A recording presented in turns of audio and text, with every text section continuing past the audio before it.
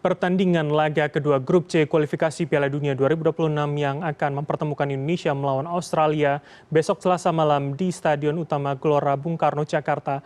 Timnas Indonesia membutuhkan kemenangan guna mengukuhkan diri sebagai kuda hitam pada Grup C sekaligus membuka peluang lolos ke putaran final Piala Dunia 2026. Dan untuk menganalisanya sudah bergabung bersama kami melalui sambungan online dari luar studio, ada pengamat dan juga analis bola Roni Pangemanan atau Bung Ropan. Selamat sore, Bung. Selamat sore, Bram. Baik, terima kasih sudah berkenan bergabung. Jadi langsung saja, Sama. ketika Indonesia bisa menahan Arab Saudi 1-1 di laga sebelumnya, seberapa hal ini bisa menjadi keyakinan psikologis para pemain Indonesia untuk melawan Australia besok? Ya, ini modal bagus ya. Setelah kita di Jeddah, di King Abdullah Sport City menahan imbang 1-1, tidak ada yang menduga saya pikir kita bermain dengan oke, bertahan dengan baik, dan STY tentunya perlu mensyukuri ini. Tetapi melawan Australia kan Australia datang dengan ambisi yang luar biasa setelah mereka kalah dari Bahrain. Ini akan berbeda. Tapi sekarang kita bermain di kandang. Pasti ada perubahan yang akan dilakukan oleh STY. Tidak akan sama seperti yang akan ditampilkan di Arab atau di Jeddah. Ya. Sekarang Justin Hubner sudah terbebas dari akumulasi kartu kuning.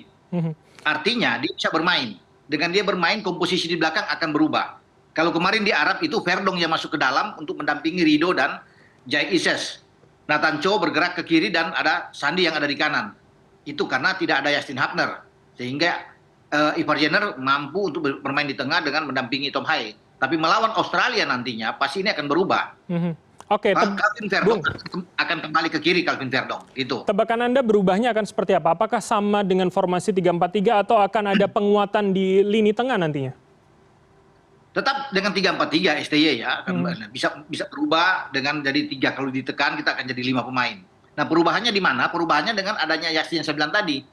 Sehingga Calvin Verdong akan kembali ke posisi awal sebagai bek kiri dan di tengah itu, bek tengah itu ada 3. Justin Hubner, Jai Ises dan juga dengan Rido. Ya begitu. Kalau di tengah mungkin salah satu di antara Ivar Jenner atau dengan Nathan bergantian ya. Kalau Tom Hai udah pastilah.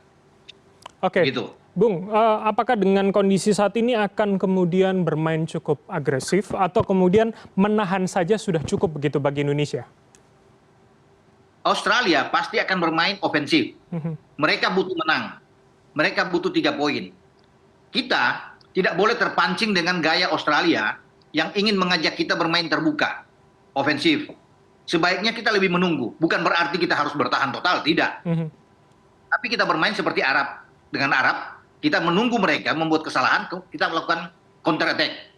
Artinya dengan serangan balik yang cepat dan terarah, ini kita mampu untuk bisa menjebol gawang Australia.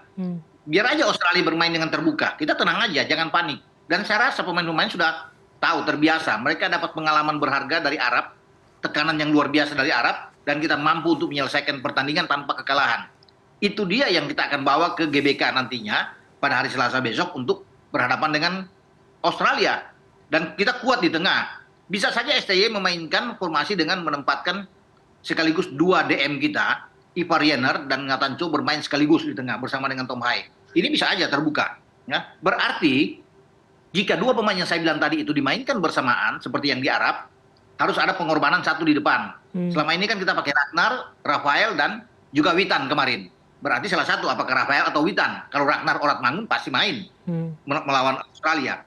Nah itu saya bilang dengan ini opsi lain yang bisa terjadi kalau Nathan dan Ivan main lebih dulu gitu. Oke, Bung, ini menarik. Ketika Anda mengatakan ya Australia akan terlihat lebih agresif dengan catatan dengan Bahrain kemarin 1-0 begitu, mana yang lebih menguntungkan Indonesia secara akumulasi? Cukupkah dengan bertahan menahan 1 sama paling tidak misalkan sama seperti Arab Saudi, atau harus menambah poinnya lagi untuk bisa lolos kualifikasi grup C nantinya?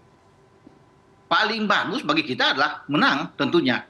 Memanfaatkan bagaimana Australia kemarin kalah, tentunya Australia akan berhati-hati juga. Mereka boleh bermain terbuka, tapi kalau kita melakukan counter dengan cepat dan membuat gol, seperti ketika melawan Arab, kita di babak pertama dapat 1 gol aja, ini kan akan menggoyahkan mental dari Australia.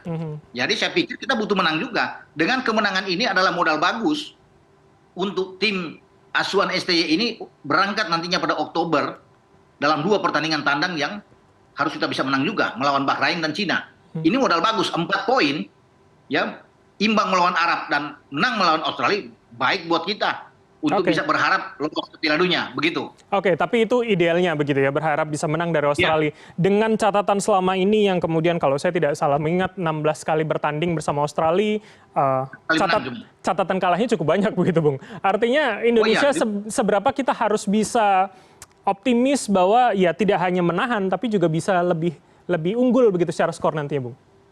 ya artinya saya bilang tadi kita harus menang. Tapi kalaupun yang terburuk kita harus imbang, ya jangan sampai kalah. Kita imbang ini bagus juga sebenarnya buat kita. Namun kan ada berbeda.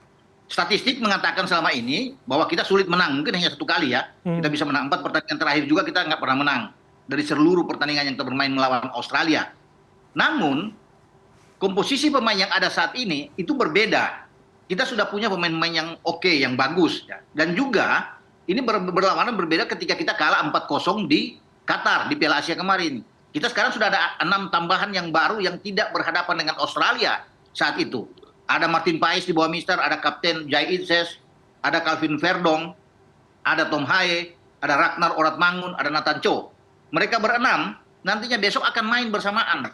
Itu yang tidak terjadi ketika kita kalah melawan Australia. Jadi memang akan berbeda cara main kita dengan di Piala Asia. Dan itu yang menarik untuk kita saksikan di saat akan menghadapi Australia. Dan pasti Australia sudah menonton, menyaksikan video pertandingan rekaman melawan Arab. Dan mereka akan sangat berhitung dengan komposisi pemain yang ada di Indonesia saat ini. Oke, kalau kemudian 6 pemain itu diturunkan bersamaan, maka itu akan tentu menjadi keunggulan dan keyakinan untuk kita. Tapi bagaimana dengan komposisi Australia hari ini? Mana yang harus diantisipasi? Apakah kemudian ya seperti Indonesia ada pemain-pemain naturalisasi yang juga punya segudang track record begitu, Bung? Ya, kita berhadapan dengan Australia ada sedikit keuntungan, bukan saja sebagai tuan rumah, dukungan yang kuat dari supporter yang akan memenuhi GBK, tapi Australia datang dengan satu pemain mereka yang mendapat kartu merah saat menghadapi Bahrain. Itu pemain berbahaya di lini depan lagi. Striker mereka yang paling top, yaitu Kusini Yengi. Sehingga ini akan ada jadi masalah sedikit buat Australia, walaupun pelatih mereka, ya Graham Arnold, mungkin misalnya Mitch Dodds yang akan bermain, ada John Ireland yang bisa ditaruh. Nah, kalau bicara pemain hebat mereka, itu ada di tengah yang bisa mengatur ritme. Inilah tugas Tom Haye, Ivar Jenner, atau Nathan Cho untuk bisa meredam, mengurangi permainan dari ini, mempersempit gerakan dari pemain-pemain ini. Pertama, itu Jack Irvine. Kedua, Adeline O'Neil. Inilah 2 yang selalu masuk bola ke depan. Makanya ini harus diredam, dimatikan.